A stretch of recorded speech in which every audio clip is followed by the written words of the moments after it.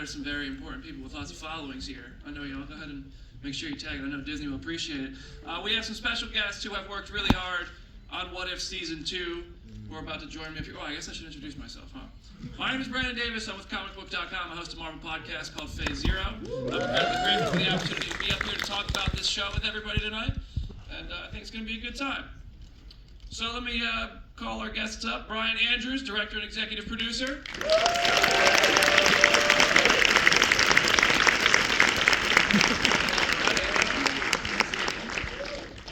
Matthew Chauncey, writer and producer.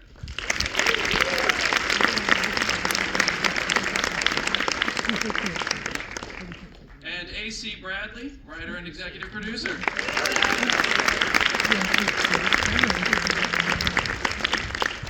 I just want to say, like all things Marvel, make sure you stay through the very end of what we're doing. You never know. You never know. There might be, Let's all go ahead and take our seats, and what if we talk about a TV show? How does it feel to finally be sharing season 2 with everybody? You can. It feels really good if I can figure out how to turn this mic. Hello. Oh, it's working already. It feels really good to finally be sharing it. It takes a village to make these things. Starting with all the amazing writing we get from these two wonderful individuals, our vendors who put it all together, but especially our biggest also in the house, our incredible crew, the artists, the editors, the production staff that supports them, everyone on top. This stuff wouldn't look like this, would be like this without everybody. So I can't wait for everyone to see all of our work. For our first 2 episodes, it's a pretty good start. Thank you. When did you guys know that you were going to be moving forward with season 2? Was it pretty quickly after you started working on season 1? Was it after season 1 was released? I think it was summer 2019. It's because that's when we negotiated my contract. Yeah, that's how crazy animation is. We knew in the back half of 2019 that this was going to happen. We wrote this episode, me and Matt, the Christmas episode, during the start of the pandemic, March 2020. So we're just trading it back and forth. I was like, Matt, are we going to be alive at Christmas? I don't know about you, but I've been furrow-nining my Amazon packages. This doesn't feel good. So it's kind of nice that we're in a much better place now, and the episode's airing. And Matthew, you've worked on some of the live-action projects at Marvel as well, right? I'd love to hear about how the experiences compare. Because Miss Marvel and Thor: Love and Thunder were? Yeah, so this was What If was the first foray into working for Marvel. Okay. And I think it's sort of the best possible place to start, because I think the great thing about this show is that it's creatively, it's as close as you can get to kind of reconnecting with that sense of play that I think we all fell in love with Marvel as kids. Like, it's working on the show, it's kind of like we've all got our action figures out and are dumping them on the carpet and mixing and matching, and so it's been a great place where you get to work on all the different characters, all the different tones or whatever. And so creatively, I worked on Ms. Marvel with Ashley, and the experience was sort of kind of the same. The animation versus live action is all kind of the same deal. Sure. I would love to hear, going from season 1, I don't know if there was any sort of break in work between season 1 and 2, but if there was like a process when you're like, all right, we're done with season 1, time to start season 2, was there anything you learned from season 1? You're like, all right, let's do more of this, or let's do a little bit less of this to take it with us into these next 9? That's it's funny. There was no break really. I think our team can attest to that. We just barreled on into the next thing. But it's funny. It's like we didn't. It takes a while for them to finally come out. So yeah, we might learn some things along the way, production-wise, to maybe we should try this, we should try that. But story-wise, it was always just us sitting in a room and nerding out and like Matt said, like getting the action figures out and just playing. We had so many great ideas in the first round for the first season, and there's only so many episodes you could make, but there was all these extra ones that Kevin was like, and Brad were just like, these are all amazing. So some of those carried on right on over. We didn't get to do them for season 1, but we made some for season 2, and then some of that still continues on. So yeah, you learn a little stuff along the way, but for the most part, it's just been full steam ahead. I think as it progresses, we get to move slightly away from some of the MCU movies. Like we know these are the characters, and here's something we're riffing on, but we can get a little bit wilder as the seasons progress. I think we see that in season 2. Things get crazy. That actually perfectly sets up my next question. Thank you. When you're working with characters that are varying, like with the Infinity Saga, every time we go to the movies, every single line of dialogue was like, well, how does this set up the next Avengers movie, the next? You're doing multiverse stories, so it's an anthology. You have so much freedom. Do you feel that gives you a bit less pressure, where you can go a little crazier, as you just said, or is it more pressure to get people invested with less time to do it? Yeah, I mean, part of the fun is that we have kind of all the toys that the MCU has to offer, but none of the responsibility of it having to be like exactly fitting in this larger narrative. But yeah, the challenge is we only have sometimes 22 minutes to tell these stories, but the hope is that unlike some of the live action movies that deal with multiverse stuff, like What If is the show where you actually get to live in these alternate realities for the whole story, so hopefully it's kind of like filling in that larger canvas and kind of creating the stakes of the multiverse for those live action movies, because I think sometimes when you're dealing with the multiverse, you're like, oh, if there's an infinite number of, Peggy Carters, what does it matter? You lose one, but I think hopefully our show is making you invest in all of these worlds and all of these characters so that you realize, everything in this multiverse really does matter. AC, we talked a bit about how the Strange Supreme episode, which was such a standout episode from last season, it was phenomenal, how that came from a really personal place for you. I love you. Did you get to do you feel like you got to go to a personal place again this season? Is there anything really that felt like you were opening yourself up in a crazy way? Because that Strange episode was it was incredible, but it was also so impressive that you shared a personal story through that. Oh, thank you so much. Actually, it's weird because we wrote this in the middle of, really during the pandemic, and I was also going through some really weird personal stuff. These episodes became my retreat. Wow. There is an episode later on, I think it might have been pushed, that came from a place of just me wanting to have fun. The Die Hard one was just being silly. That was just I want to have fun, I want to goof off, I don't want to think about the world might be ending.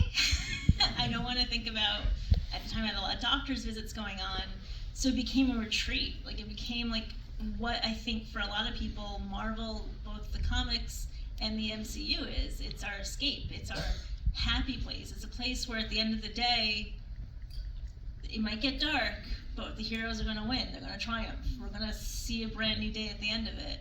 And so I was really grateful that I had this outlet.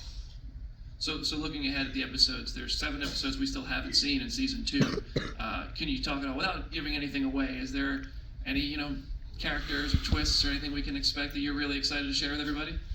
I think I'm allowed to talk about 1602 a little bit just because it has been announced. But that was the one where we kind of had the most fun. We kind of just went a little nutty and just what's the weirdest we can get with these characters? What is the most different outfits and personas that we can put them through? I don't want to talk any more about it, but people who have read the comic kind of probably know what I mean. Yeah, and the cosplay potential is off the chain episode too, so we can't wait. I want to see someone make the chemistry sweater that Bruce had on. So that's a good pun, my friend. Marketing, get on it, please. I think the release format's really cool, that it's an episode a day for 9 straight days over the holidays. Can you talk about how that came to be and how you think that's going to enhance the viewing experience for people? Well, I mean, Brad and Dana were off somewhere concocting the magicalness of how to release these things. We were busy just we're working, when is it coming out? We don't know. And so somehow they stumbled upon this, or it was their grandpa, I don't know how they did it, but they said, hey, we're going to do it one day. We're like, what? But it seems like it could be a fantastic thing, and once the trailer was out and it was announced, some of the reactions have been so positive. It's right during the holidays. It's every day you get a brand new gift. It's pretty cool. I think it's going to do well. I'm excited for it. I want to talk about, we also have seen the season 2 trailer, which was awesome. If you look closely, there's a lot to see, and I look closely. So I talked about Strange Supreme. We see that he's back. There's a few characters I want to talk about, but I'll start with this Doctor Strange, this variant of Doctor Strange coming back. Can you give us any insights on what we can expect when we see him again? just that he's Doctor Strange. He's back. I don't know. You guys want to add? Well, I think what's interesting in season 1, as we got into the stories and sort of like seeing them come to life, is this kind of like trifecta of characters of Captain Carter, of Strange Supreme, and then the Watcher, and how they play off each other. So that's kind of, again, what we want to explore. I did see also the 10 Rings in the trailer, and I'm a huge Shang-Chi fan. I've been waiting to see him again since that movie. Did you guys get to work with Simu Liu? It's technically the 10 ring in that particular episode. It's if you notice the color of the rings, the color. So it's not Sean. It's his dad. It's his dad. Yeah. So Wenwu is in season. Wenwu surprises. I think he's in the trailer. I think he's in the trailer, and so is Hela. So that was a ton of fun.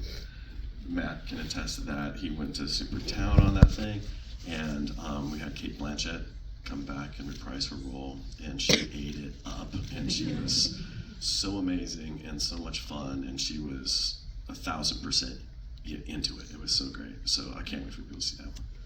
And Hank Pym was in the trailer. Yeah. Is that Michael Douglas coming back? It is Michael Douglas coming back. How cool is that? It's super cool. He's been with us every time. I don't know, but it's Brad.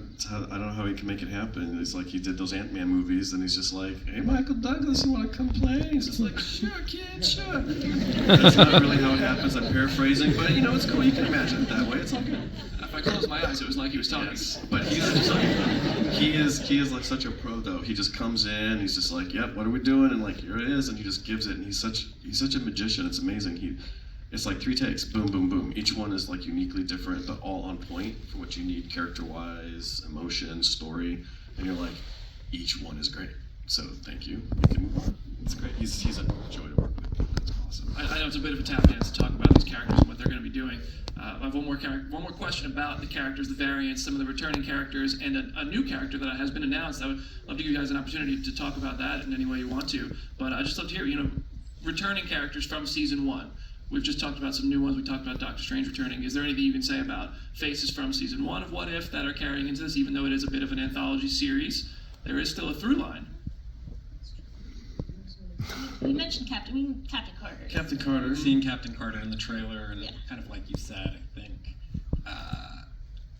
the Watcher and her fate has kind of made both of them sort of lone warriors, and I think part of the fun of watching their journey throughout the show is they're kind of mirrors for one another, and I think the Watcher is going to reckon with some of the choices that he made in season 1, kind of through how he engages and watches Captain Carter navigate her life in these episodes, which is cool. Yeah, and there was an episode at the end of season 1 where we left on a little bit of a cliffhanger, and in this season we pick up at a certain point where that left off. So in essence, if one can think, it's like Black Widow was in that episode, so therefore she kind of makes a reappearance. All right.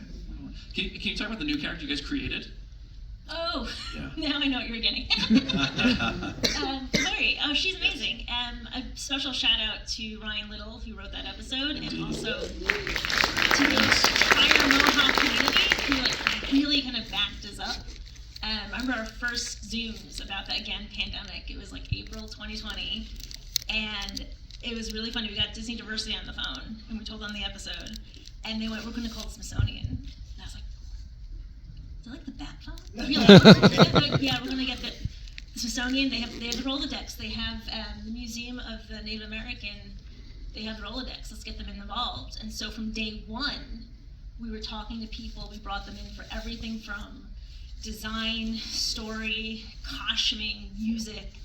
It was really a collaborative effort, and we were so lucky to get all the help. It was really kind of amazing and beautiful, and I'm very, very proud that we were able to pull that episode off. It's pretty incredible. It was one of the early ideas I think we had, because what bigger what if is there than, like, what if colonialization didn't happen? What if the Europeans didn't come here? And that's kind of, at least for me, what I keyed into, but we needed more. And when talking with our consultants and getting into their belief system and the rest, we were able to totally find an in that was solid and worked. And just as Ashley said, and Ryan was instrumental. He was so fantastic. He was super point on this and really working with the consultants a ton. to bring this character to life. But it was incredible the work that the Viz Dev team did and our art team did with the locales, because when the consultants would see the artwork finally after giving a few notes and things like that, they were amazed. They wrote us like a letter saying that they felt for the first time that their people were honestly being represented in media, and that was huge for us to hear, because I like really like, and they were no bones about it. Like, no, this is legit, and we're showing it to the First Nations, to the various Mohawk tribes that are all around, like the area, like Montreal and East Coast. They're coming together, and we're showing it to them before this airs on, and hundreds of members of the First Nations tribal community are like showing up, and like kids, family, like because it's all in their language.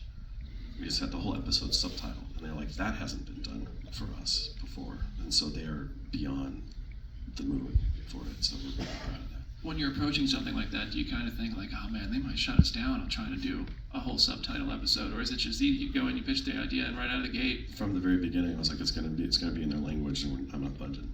That's awesome. And Brad and everyone else at the studio, Marvel, was like, hells to the yeah about that. Yes, absolutely. They were straight up supportive in every way. That's awesome. That's really cool. I would love to hone in on the look and the style of What If. I would love to hear in your words. Can you describe how you would describe this animation style and why it makes sense for What If? For me, it came from I'm always been a fan of American illustrative art, and we leaned into J.C. Landecker, who was illustrator for the Saturday Evening Post. Norman Rockwell worshipped him and eventually took over. The only reason why we have Norman Rockwell is because we have J.C. Landecker. And I felt that look was just, it's so epic, it's so idolized, it's so idealized. And Ryan Meinerding, the Viz Dev, guru of Marvel, he also worships at the altar of J.C. Landecker. And so when he heard that, he's just like, I'm so in. And we felt that it really serviced itself for animation. And we didn't want to go with, I love anime, but we didn't want it to look necessarily like anime. We want it to be, our own thing, or something from this region that we live in. So we pulled from that, and we changed little things subtly to make sure that it's producible. And we were able to pull it off, thankfully, and I think people respond pretty well to it. But it's exciting for us to see it move, It's really working out well. Yeah, it looks great. Matthew, AC, I'm going to come down to you guys for this one. I would love to just get a peek inside what a typical day in the writer's room on What If looks like. How do you brainstorm? How do you come up with ideas? Where do these what ifs start? Our writer's room? Us and Ryan. It's not a... Yeah, it's a really, It was, before pandemic, it was Pokeball Wednesdays. Because Disney was great Pokeballs. That's where the magic happens. Yeah. Naturally. Pandemic was daily check-ins at noon to make sure we're all still alive and our pets were alive, because we show each other our pets. And then after we wrapped the writing on this, I got thrown to Atlanta for Ms. Marvel, and I called Matt like the second week, being like, "You're coming too. I'm not going to do this by myself." So then we were that was our last time really in a room together writing with Matt. Yeah, a while ago. How these start, I guess they all start in different ways. I think part of the fun of season 2 is we had done a lot of the low-hanging fruit, like what ifs from the movie in season 1. So we a lot of times would just start with what movies do we like and what genres do we like? And we were like, oh, we love film noir, we love Blade Runner, we want to try to do what would a film noir in the MCU look like? And we would kind of work back from there. I think the Nebula episode you just saw, another great thing about working on a long-running series, television, or films like the MCU is your kind of collaboration with the other storytellers and with the actors can inform where the what ifs come from, because I think kind of the inspiration for the Nebula episode began with Karen Gillan's recording session in season 1, because she was one of the first, if not the first, actors we recorded for the show. She's awesome. And she just came so game and so alive and so collaborative, and I think from that moment, we were like, oh, in season 2, we really have to do something for her where she is center stage. So they kind of come from... Totally. And shout out to Stefan Frank, who was our animation supervisor in season 1. Some of the episodes. Awesome. I was like, dude, this is Blade Runner. I'm super busy. You gotta like take point on this thing a little bit. And he was just like, oh yeah. Again, that's not how he talks. I'm just paraphrasing. I would love to talk about these episodes. You just answered like my first 3 questions about episode 1 there. So let me just. Very efficient. Jude Law came back, which is cool. I think that's pretty sweet. Jan Rog is back. Can you talk about working with Jude Law and bringing back that character from Captain Marvel? It was incredible. All the guys in Garth and Saul, you know, it's like everyone had such a blast. And Taika, Seth Green for Howard. Mm-hmm. It was funny. One of the early versions of the script, Howard was just like a side character. I think he was like a reporter, paparazzi guy giving Nebula some trouble. But then I kind of felt like, you know, he was so fun in season 1. It's just like Karen. It's like we gotta have him do more. So we kind of like retooled the character a little bit. Gosh dang, he did such a good job. So they all had a blast. They loved coming back, playing those characters, and I think they loved getting into it slightly differently. Like oh, this is the noir version. It's not Guardians, you know. It's something else, and yeah, they're great. They just love to play. It's so refreshing. One of my favorite things about What If is we do see a lot of character pairings that we didn't get to see in the live action stories. AC, I'd love to hear from you. I mean, Corrigan Howard is a great pair, but just in general, are there any pairings in What If that you've particularly had a good time with? Oh, I actually loved in the Christmas episode Happy and Darcy. I kind of infamously do the Darcy scratch. So in animation, we do storyboards and then we animate them, and the voices are usually actor friends of ours or people in the office. And so first season, I got drunk with the editors and I did Darcy. I can't act, guys. I can only act when I'm wasted. And I can only do Darcy because she's just me slightly drunk. So second season, we knew we wanted to do a Darcy episode, and so we had that in our back pocket. And then Jon Favreau, if I'm allowed to tell the story, first of all, he's amazing. He's one of the absolute nicest human beings and most talented human beings, and it's not fair that he's both. And so when he came in to do season 1, he kind of jokingly made a deal. He's like, I'll do season 1, but season 2 I get to headline. And I want to do the Freak. And that was the first time me and Matt had heard of the Freak. We're like, oh no, what are we agreeing to? And then as we were talking about the episode, we were like, let's make it an ode to Mr. Favreau. And we started looking at his amazing movies, and we even have like a little mention of the chef show in there, the Kobe tacos. And we're looking at Elf. Oh, no, we can't do Elf. Let's do Die Hard, which is my favorite movie from childhood. Absolutely, I memorized it. I think by the time I hit 10 years old. So then it was like, okay, let's get Darcy in there. So the way the scratch was recorded was, again, during the pandemic, me in my closet with homemade Manhattan, doing scratch into my iPhone, and then Jon Favreau's scratch is done by Ryan Little, one of the other writers. So then he was in his closet recording it, and we'd send them to the editors, and then we get text messages being like, we need this line clear, or we need this line, this joke pushed up. And so it was this really weird way to make a TV show. But it was a little bit of magic between Favreau, Kat Dennings being so game to come back, and then just the writers goofing off and loving everything. What's amazing is AC sells herself a little short. She is so good at doing the Darcy scratch that when Kat was actually recording the dialogue, it was incredible because like she was precognition, like she did the reads in ways that Kat eventually landed on, and then some of those were the ones that we kept. It's like it's just like AC. It's amazing. It's like it's really is similar. It's incredible. We could have just got a few more hot toddies in here and recorded a new I episode. know. Just one more, episode 10. Another thing I find impressive about this show is these are variant versions of the characters, but they feel, not just because the actors, many of the same actors are voicing them, but the writing makes them feel so consistent with their live action counterparts that we've spent so much time with. What is the trick to really nailing the tone, the personality, the traits that we fall in love with these characters over in the movies and shows? I mean, I can't speak for Matt, but for us, like we came to this as fans. We came to this job, we had a shorthand. This is our second, third, fourth show together, I can't remember. But we would talk in terms of Marvel on our previous show. The character is like this, the moment is like this. And so when we came in already with a deep place of love. And then from there, you just kind of, you watch the movies, you read the scripts, you read the comic books. And it's definitely a You're writing from a very fun place and from deep in the heart. We really lucked out with these two. They're so talented, and especially when you mentioned capturing the voice.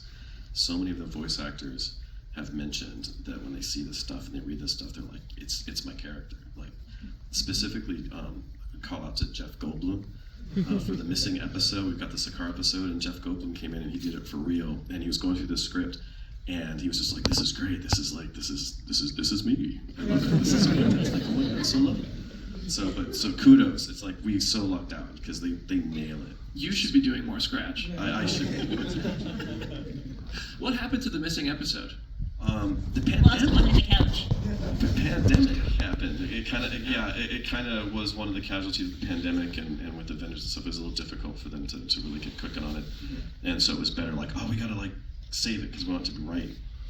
So it needed to like just adjust. So and luckily there was one that was super ahead of schedule, like on the later season. So it's a little switcheroo, boring stuff. You guys all hear that, but we get it, and it's insane, and it's all firing on all cylinders. And the editors did an amazing job. Board artists did an amazing job.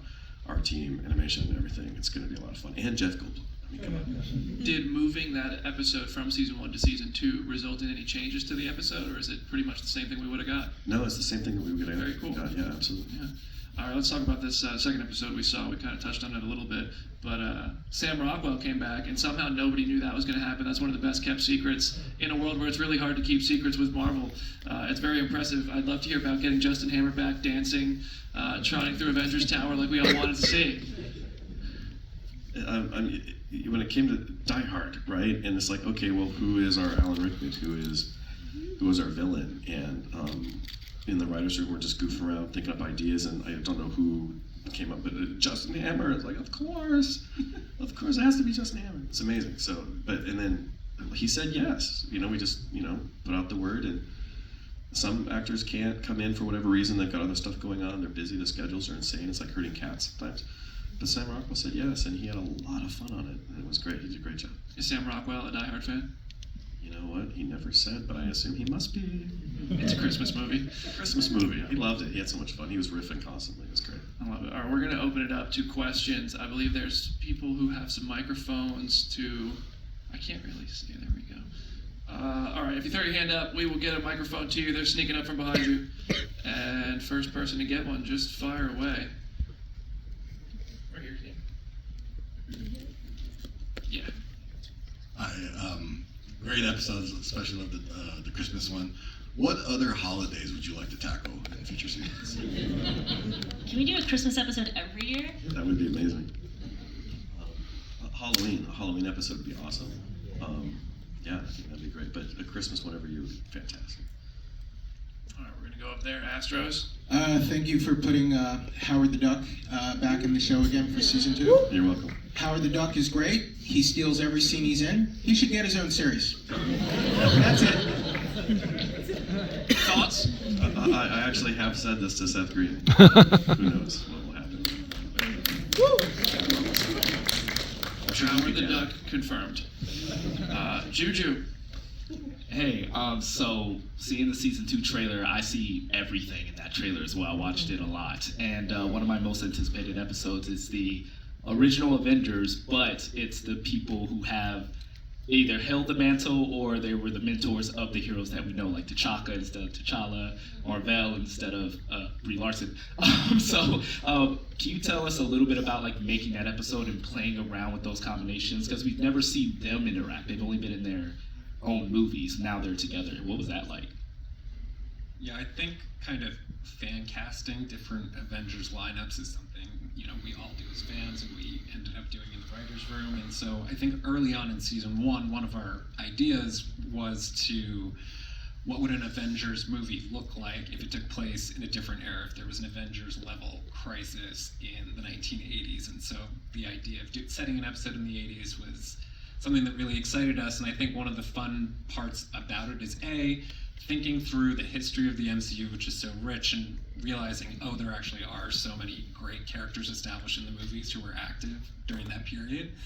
And then the fun of it was getting to craft a story kind of narratively and then aesthetically that sort of mirrored '80s action movies, and so it was sort of like, what would a Marvel Studios movie look like if it were made in the '80s? And the fact that we have Michael Douglas playing Hank Pym in the '80s, that era when he became so iconic, it was kind of a trip to get to write for a 1980s Michael Douglas movie. Yeah, and then in the trailer, it's not a spoiler. We show Ego, and we got Kurt Russell and to come back and be Ego, and so that was awesome too. We got so many of them back; it was incredible. You guys are just flexing. Just saying, 88 Worked Avengers. everyone. It's amazing. We got so many people. Speaking of Avengers remixes, I was reading MCU Direct today, and I saw they had found I think it was in a trailer, maybe on a poster, like the 2012 Avengers lineup, but Captain Carter's in it, and I think it's the Wasp in it. Can you talk about that? I think they're in the place of Captain America and Hulk, or is this just are we getting too close to the sun here? There's a shot like that. I can say that much. There's a moment like that somewhere in the MCU. Yeah. We play around with a slightly different 2012 Avengers crew. Ooh, all right. We can go up here. Oh, yeah. Hello, my name is Angel. I just want to say thank you so much for being here today, and thank you for showing us these 2 episodes. Oh, thanks for coming, man. My question is regarding the theme of the first episode. I love this whole idea of like staying on your path and reaching the light. So I was curious for each and every single one of you, who was that one person for you that helped you stay on your path and get you to the point where you are today? You're dropping the reality bomb on us. This is an amazing question. Good luck. I don't think there's any one person that's ever kept me on my path, other than the fact that I think with anyone, there's one, but it's a variety, whether it's your parents, that really amazing teacher when you were a kid that said, you can do amazing stuff. And you're like, really? Wow. And you try.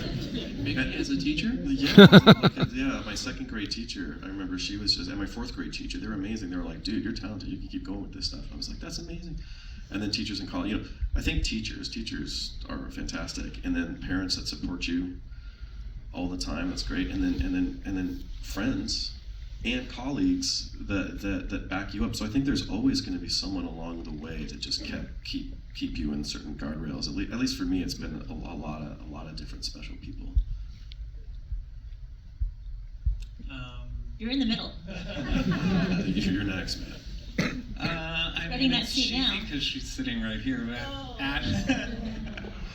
Ashley's been a coworker, mentor, and someone who's taken me along for the ride. From you brought me over here, and I've always just had such a great time working with you, and I feel like you're my person, Ashley. Oh God! Don't tell your husband. Oh, that's so sweet. Oh God, I was already like, now I feel like, should I change my answer? Well, let me just keep it in case she sees this. So I'm gonna do a little flip. It's not a mentor. It's not actually a teacher. It's actually someone a lot younger than me. I have a sister who's only 25. She's about 15 years younger than me, and we've been very close growing up. And part of the way we stayed close, she grew up in New York City. I've been living in LA for nearly 20 years. I would fly home to take her to see all the Marvel movies. Not all of them, but many of them we saw together. We saw the Avengers together, and then we went to Friendly's for ice cream. She was about, oh my gosh, she must have only been 12 at the time. And it was the first time she ever told me about having a crush on someone at school. And I was like, I am so unprepared for this. And she now lives with me. She's lived with me for the last 3 years. She's a PA, if anyone's hiring. But anytime I get annoyed, and you get frustrated, being a writer is amazing, it's a dream, but it is still a job. She's the one that reminds me that how lucky I am, how much fun this is. Because I always tell the story like I grew up in the Bronx, I was raised by a single mom, I didn't grow up in this world. And she goes, yeah, you can't say that. I can't say that. Because I grew up watching you. I grew up reading your Marvel comic books on the floor. I got into, and she's a huge DC fan. She's like, I got into this stuff because I watched you, and now I want to do it. So anytime I'm just like, there's a strike and the world is over, she's like, your name's on a poster.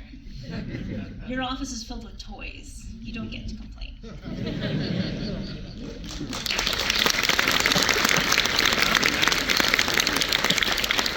All right, we come to this side. Who do we got? We got one right down here.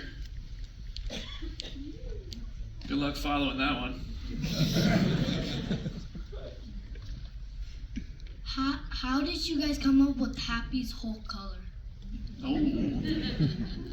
That's a very good question. I think he has a particular color in the comic book, but it looks a little hardcore, and we didn't want to go like that way. So our Viz Dev team, who's amazing, they just ran through a gamut of a variety of colors, and we kind of landed on a combo of ones that appeared in the comics, and kind of made our own amalgam of some of the more attractive illustrations we saw after looking at a number of them in the comics. But I think it works for him. I think it looks really good. Yeah. Thanks. Great question. All right, let's go to this side. Can we come in the front? Actually, we'll go there next. I know I have accidentally skipped whoever that is right there like 3 times now. I'm sorry. Right here. So my question is, was animation as a medium chosen for What If? Was What If what led you guys to choosing animation as the medium? And can you speak to where you see Marvel going with animation in general? Brad gave me a call one day. I was working on movies, doing boards and stuff, on live action ones, but he knew I also did animation, and he was just like, "Dude, want to work on something cool?" I said, "Okay, yeah, sure. What is it?" And he said, "What If?" And I'm like, I'm thinking this is animated. He's like, "It's animated, dude." So I think Brad chose right away, because Brad is a fan of animation. He always wanted to do something, animated, and he wanted Marvel Studios to do something animated, and he felt that was a perfect vehicle. So I think it was just all together at the same time. It's just the right call, and they're excited about the other animated shows that Marvel Studios is working on. I think they hope to continue and do more, because we get to see a wider. It's like going to the comic book shop and seeing these different art styles and the stands with the different colors, like all these different shows with different looks, different feels, different voices. I think that's exciting, and I think they want to do more of it. All right, let's go over here. We have anyone in here? Right in the front, and then we'll go back there. Hi. So both through the prior season and these 2 episodes, we've seen a lot of homages to classic film. If you can't speak on the films themselves, what genres can we expect? Any other genres of film, or any other kind of like classic style, like homages to classic film in the current coming season? Yes. Yes, and we've got some secret. We're presently working on the 3rd season as well, and we go even further genre there. So, but I can't say any more than that. But yes, that's a good answer. Yeah, right in there. Just snuck in the 3rd season there. Yeah. For secret. Shh. Who is the Grizzly Man fan? And where did Werner come from? Oh man, when we were breaking it, we were talking about like just different voices for Jarvis and also Favreau. So we were like, Mandalorian had just come out, and that was amazing. And Werner Herzog was in it, and we're like, oh, what if we can get Werner? And Werner Herzog is one of those voices that when you start talking in it, like badly, and I did on your ears me doing it, you kind of get carried away. I think we had 2 pages of alternate Jarvis dialogue. There was so much of it, because it was just so much fun. We did ask him very politely if he would like to do my understanding is we asked him, and he very politely said no. But it basically came from like, what is the funniest celebrity voice we could do here? And then still a nod to Mr. Favreau. All right. Anyone else here? I see a cautious hand going up there. Or here we go, right here. Hi. So my name is Jasmine. Nice to see you all. I'm so happy with this new phase, especially because it's so female-driven, and there's so many lovely ladies, Xochitl Gomez, all these beautiful people, and of course getting to see Nebula star in her own episode. But can we expect to see more heavy women-led episodes, or anything exciting you could talk about? I think a lot of our episodes are actually female-led. Because we're going to see Hela. That's in the trailer. I'm not getting in trouble for that one. Captain Carter, Kahori. Actually, gosh, I think if you actually do the numbers, good for us. I am very proud of this. We'll test this thing tonight. Chauney episode, the Lost episode, there's two strong women in that are integral to the story, and they did an amazing job. It's awesome, you know. It's, and you see them in the trailer. It's Valkyrie and Gamora, and they're awesome. What happens if you say too much? They unleash the Winter Soldier. They defrost the Winter Soldier, and he hunts us. We've got time for one more here. All right, right here. That hand went up quick. He's going to come to you with the microphone. Yeah, you. Yes, yeah. You got it. I love the Christmas episode. I love both, but the Christmas one was amazing. I was wondering, did you have the opportunity to show this to Bruce Willis or his family? No, but I mean, I really hope they have Disney Plus, and I really hope they watch it. Maybe all the individuals here that have access to social media can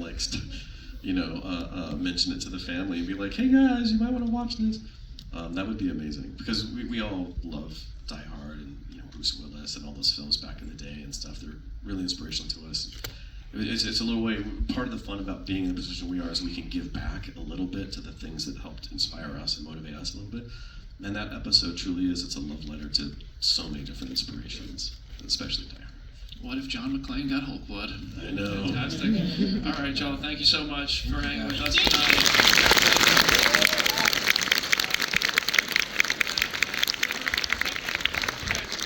I think, Brad, will you come up for a moment? Thanks, everyone. Let's give AC, Matt, and Bryan one more.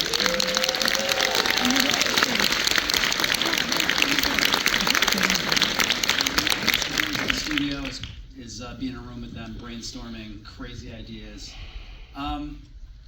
So, at Marvel, we have a tradition of leaving our audience with a little something extra. This being the holiday season, we wanted to give you one more holiday gift. But I'm going to have to ask everyone to put away their phones, because it is just for the people in this room.